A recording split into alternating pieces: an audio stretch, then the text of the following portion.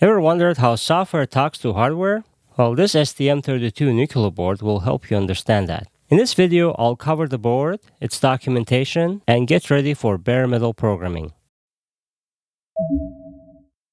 If you're not sure which development board is right for you to learn embedded systems, I have a video covering that. Please check that out. Otherwise, let's dive in. So what I have here is a Nucleo board, a very small Nucleo board, and this Nucleo board has this very tiny chip. ARM Cortex-M4 chip, and this chip is also designed for low power operations. What do I mean by low power? For example, if you're building a device that is using a battery and you want to make sure that your battery doesn't run out too soon, users unhappy, well, chips like this are built for that purpose. So this chip has several sleep modes which help with that. It also uses very low current. So let me contrast it to this another Nucleo board that I have here. So this Nucleo board has STM32F0 chip. As you can see, silicon area is also bigger on this one compared to this L4 chip. And this one actually ARM Cortex-M0, which has fewer instruction sets than L4. Here I have another Nucleo board, and this Nucleo board is STM32F4.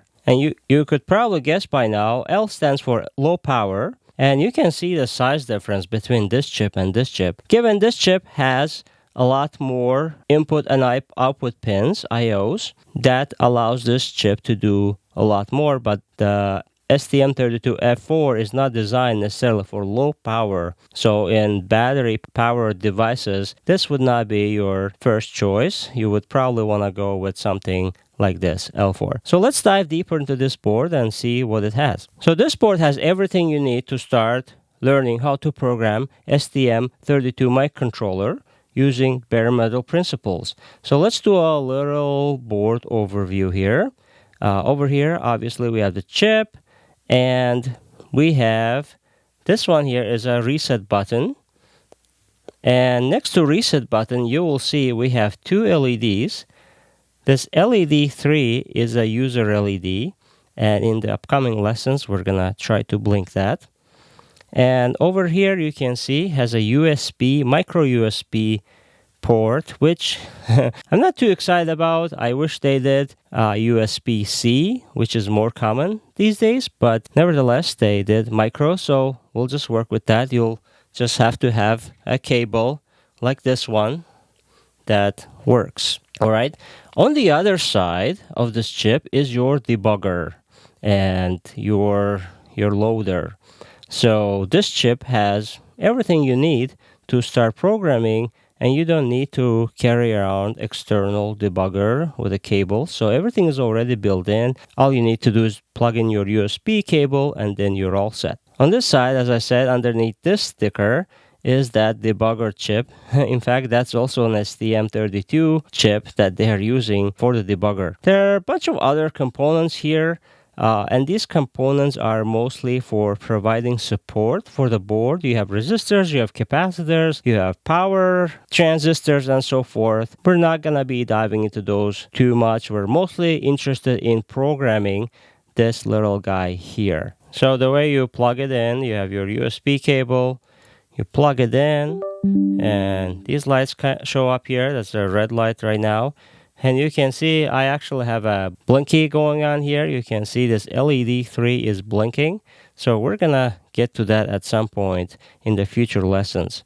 But you can also see there are a lot of other components here. We're not too concerned about them. One thing I'll note, if you can see this kind of silvery gold thing, this is our external crystal, and this one provides external clock signals to our microcontroller. Next, let's look at some of the features that this chip has. So for that, I like to go to a website called Nordic Semiconductor. So first, let's search STM32 L4 32KC, and then say pinout. And this will bring a bunch of search results. This embed one works too, but the one I like is this one, Nordic Semiconductor. Click on that, and it will bring you to this page right here. This is a very helpful, important page, so make sure you mark it because we'll be referring to this page a lot. And this one has some information for us. For example, we have this ultra low power microcontroller. and it's ARM Cortex-M4 CPU, which also has FPU, floating point unit. The board that I showed you earlier, that was F0, that one actually doesn't have FPU. So this is a major advantage. We also have frequency that's 80 megahertz. This may not seem a lot, but again, this is ultra low power microcontroller, so that's why its frequency is not that high. And we have some clock sources. We have 32 kilohertz crystal oscillator. That's for RTC. And RTC is actually a real-time clock, which is a very helpful feature for this chip. It has calendar, alarms, and calibration. So real-time clock keeps track of time.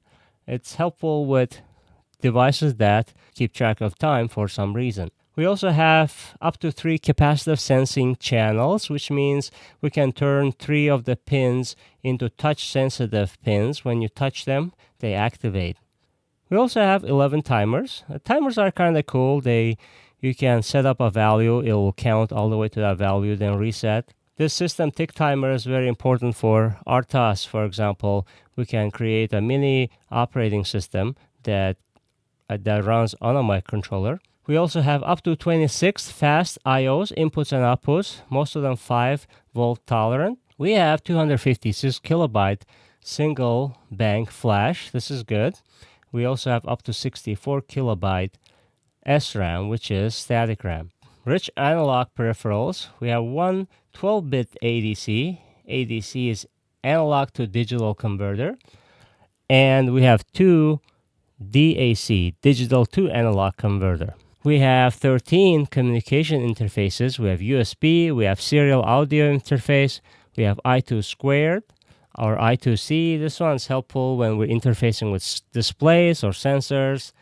It's kind of similar to SPI or SPI. We have USART. That's very also helpful communication protocol. We also have CAN. CAN is actually very important because CAN is used a lot in automotive and aerospace. CAN is an interface that is used a lot when we're communicating microcontroller to microcontroller. So for example, in a given car, we have modern car right now has probably 50 to 100 microcontrollers, and they talk to each other using CAN. They're actually called electronic control units in a car, and they are responsible for different parts, different functions. But they talk to each other a lot of times with CAN or sometimes Ethernet. But CAN is very popular. This is another helpful diagram here, and we will be referring to this a lot because when we are setting up some pins, we will be able to come and find what pins we're setting up, and peripherals are available on that particular pin. Also, all the GPIO pins visually seen here, so we'll be referring to this diagram a lot. And this is helpful because microcontroller has very tiny pins, but they're all routed to these external pins, so this will be very helpful. So make sure to take a screenshot or print this out if you can, because you'll be referring to it quite a bit. Next, talk about documentation. For documentation, let's do this. STM32 L4KC, and let's just hit enter. When you enter, this first one popped up for me. That's the page we need to be on, by STM or ST Microelectronics. This is the manufacturer of our board and of the chip. Over here, there are a lot of good information. This documentation area is where we want to go. Actually, you can download the data sheet right from here, but also reference manual is another thing that we're going to need. You click on the reference manual, it's going to bring you to that place. Okay, right here. So you download that and save it in a folder somewhere. This one and data sheet. So those are the two documents we'll be referring to a lot. Here I downloaded them both. And let's take a look. So this is the data sheet. And data sheet has some of the information you just saw, but it has also other important information. And we also have reference manual. Reference manual will be coming handy, especially when we are programming the registers. And sometimes it is helpful to pull out this table of contents here on the side and find the information you need by just navigating to them.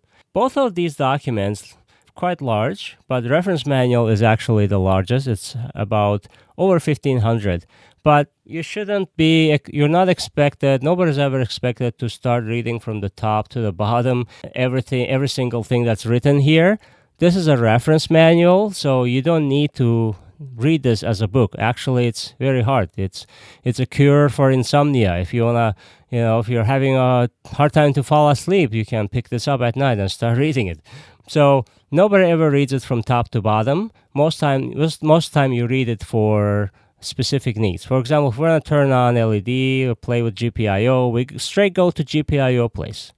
We go there and we read information and we set it up. If we're not set up the clocks or some other features, that's what we do. So you'll get a hang of it. You'll start to understand how we're actually reading the manual, because it's impossible just to read from top to bottom. And this is actually not the longest one. There are far bigger manuals. There's one, it can be like 5,000 to 10,000 pages. But they do have a lot of good information. So for example, let's go to datasheet here. Place that I like to go to is this memory map. Now, this is kind of good information here that helps you understand where peripherals are set up. And when you look at both of these, when you look at the reference manual and datasheet, you're going to come across to this interesting strange number. It starts with 0x, then you have letters.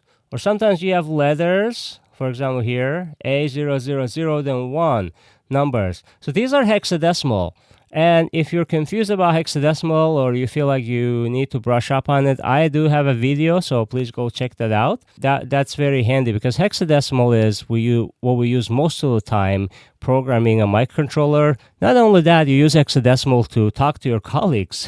It's kind of like secret language of a microcontroller, so make sure that you master that. This is a block diagram of the whole microcontroller. When you look at it, it can be really overwhelming, because there are a lot of terms that you're not familiar with, and there's a lot of blocks and arrows pointing here and there. And, if you feel overwhelmed, that's totally fine, because I did too when I first saw this. But we're going to pick this up little at a time. This is basically a map. When you look at a microcontroller, imagine it's a city, it's a big city, and you've been dropped in the middle of it. And you've never been in the city. So how do you navigate around? Block diagrams like this are very, very helpful. And we're going to only pick one area at a time. And by the end of the course, you'll feel hopefully more comfortable with this diagram. All right, one more thing we need to Google, and that's our STM32 Cube IDE. If you don't know what IDE is, it's the development environment, integrated development environment, where we'll be writing code and we'll be using all those professional tools to debug our microcontroller. Okay, let's actually type STM32 Cube IDE download. Okay, you want to go to that page. All right, there's this first one popped up here. You click on it. It will bring you to this page here, and here, get software. So depending what kind of device you have, operating system, I am using Windows for this course, but you might be having Linux or you have Mac. It doesn't matter. Looks like they have good support for all the operating systems. So download your software and install it. And if you are having any trouble with either running the code or downloading, please make comments below this video, and either me or somebody else will get with you and try to figure out why it's not working. But for the most part, it should be all straightforward. And if you're having trouble, actually the best place is Google. You can Google or you can ChatGPT it. ChatGPT is amazing these days. It'll probably help you out before I can get to those comments. So research it, use ChatGPT, and put your errors there, and hopefully you'll be able to figure out why your installation did not work. All right, so make sure you get these resources and be ready for programming a microcontroller. And if you have a microcontroller that is not exactly like the one I showed you, no worries, no problem. Because most of the Nucleo boards, they have a lot of commonalities, so you should be able to follow through with the tutorials. There might be a few things that here and there that do not exactly overlap. Hopefully you can follow through with with the tutorials. And I'm here not to teach you specific chip. I want to specifically avoid doing that because I'm here to teach you the skills that you need to program a microcontroller, any microcontroller. And the skills that you're learning here you'll be able to transfer not to STM, but also to other platforms. It can be NXP or it can be some other manufacturer. So my goal here is to teach you the skills that any embedded software engineer has in a way that you're just given a microcontroller and you're able to figure out how to get things working. So hopefully if you have something different, it should not hinder you. But in case you wanted to get this exact one or some of the compatible ones, I'm going to put some links below so that you can go take a look at them and see which one works for you and your budget. And I'll see you in the next video.